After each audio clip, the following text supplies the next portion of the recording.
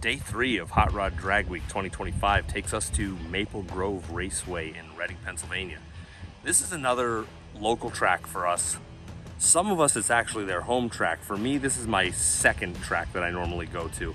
New Media is always my home track. If there's something going on there that I can race at, I'm there. But if there's an event at Maple Grove, it's not out of the ordinary for me to head down there and do some racing. So this is the morning that we started off with Jeremy swapping his clutch. The pictures of that are actually at the end of the day 2 video if you want to go back and see that. Nate and I left before they were done putting it together because they had already called C Group to the lanes. So we left Jeremy's house and headed to the track to get in line. So we can make our passes and then waited for Jeremy and Jansen to finish up doing the clutch. So here are my pass and Nate's pass. Check it out.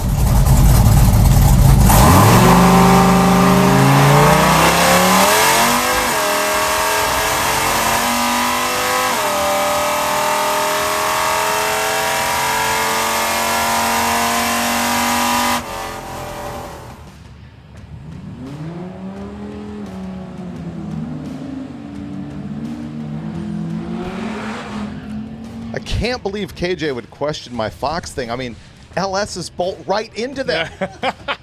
How could I not want one? Yeah.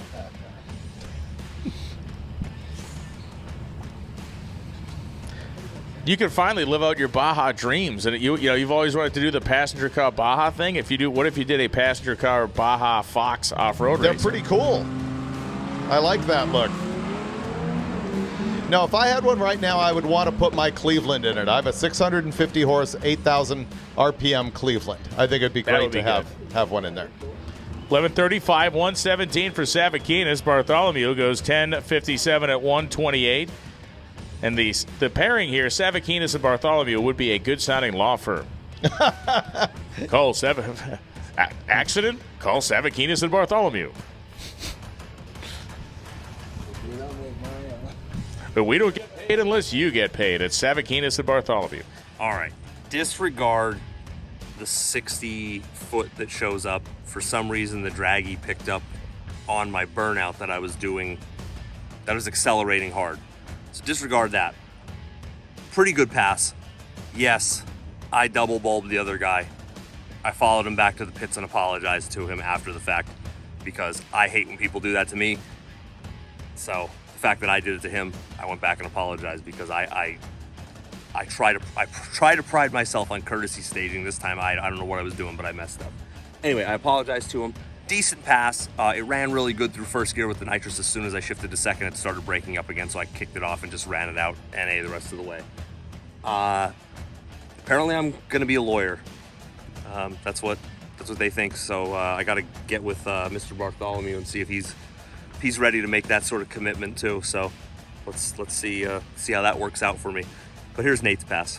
Johnson and Nate Bender. Results are not guaranteed. Right.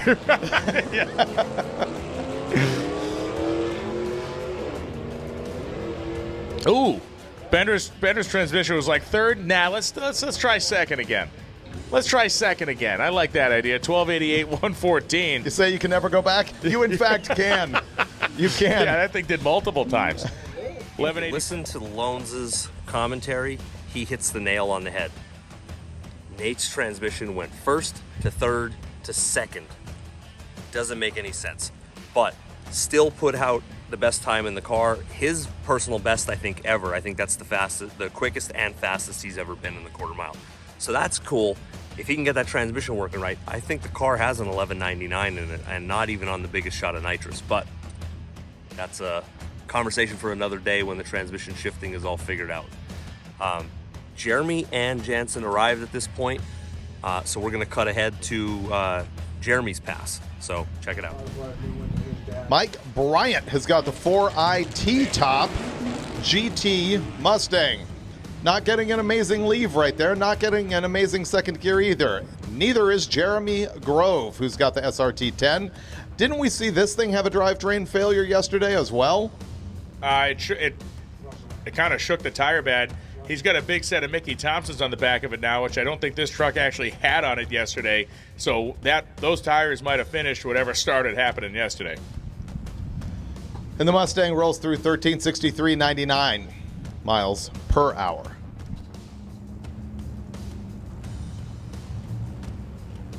You shot the exhaust on your next year, right? When it was bouncing, it's been on. Oh, this is the truck that was in the opposite lane when we had that horrible incident with Corey Helger's 55 Chevy. Yeah, didn't have switch sign yesterday.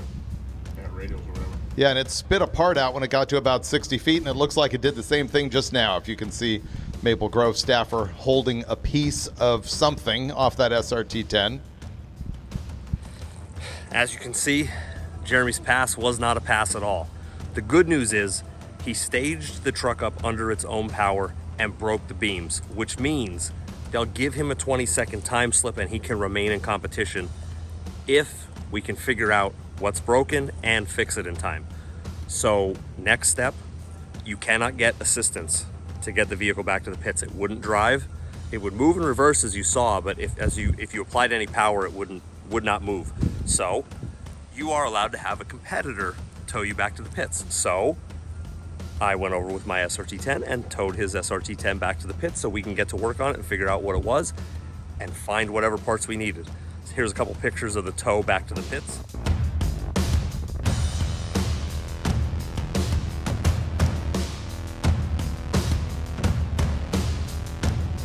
I almost forgot. Slow-mo video.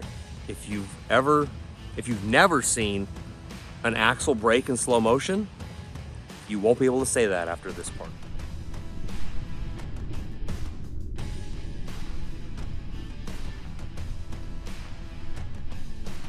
Now we have a historic moment.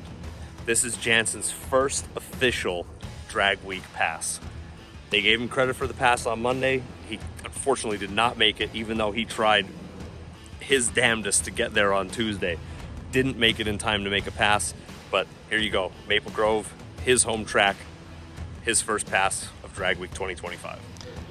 3 pair left and then the touch-up.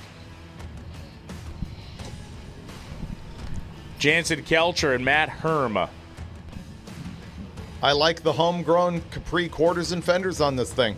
I'll just say it. Just do it. I like it too. It's sacrilegious. I don't love the Capri grill situation, but the fenders with the bulges, approved. Little smoke there for Herm at the top end, 1264, 113. More smoke for Kelcher, 13023 at 104. Not a bad pass for the first one down the track, 13.0 at 104. I believe he said it leaned out, so he got out of it. So it has a lot more in it.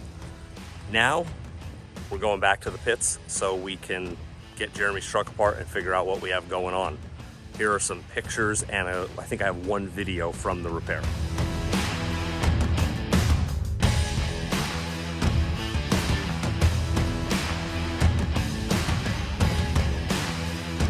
All right, you ready? Yep. Oh, brother. That's some serious chunkage. Are we sure that's all axle? Yeah. Okay. That's the pot metal in Chinesium. Got the broom. Yeah. Thankfully, a pretty easy repair. Clean all the junk out of it.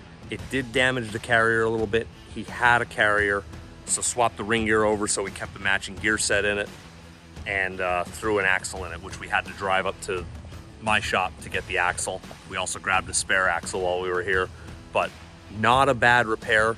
It was disassembled, cleaned, ready to go back together by the time we got back with the axles.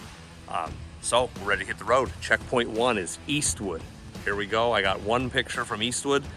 We were late again because of the repairs. Tony Angelo had 100 pizzas ordered to Eastwood, and we missed out on the pizzas. But hey, you'll have that, especially when your drag week is drag weekend.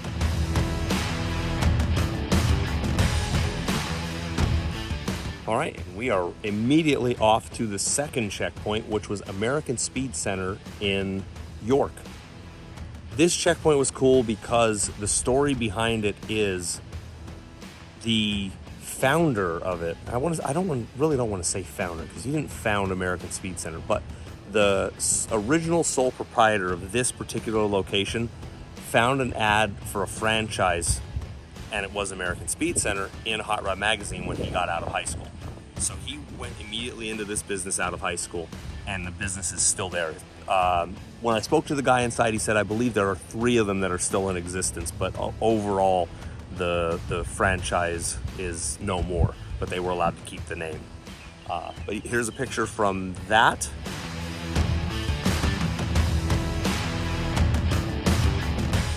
And that's it.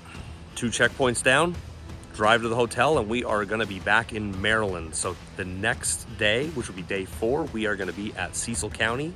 So we're back in Maryland, and 1 more track to go after tomorrow. Are we all going to make it? I guess you're going to have to watch to find out. But if you already follow me, you already know the results. So check back in a couple days, and I'll have the day 4 video ready for you. Thanks for watching.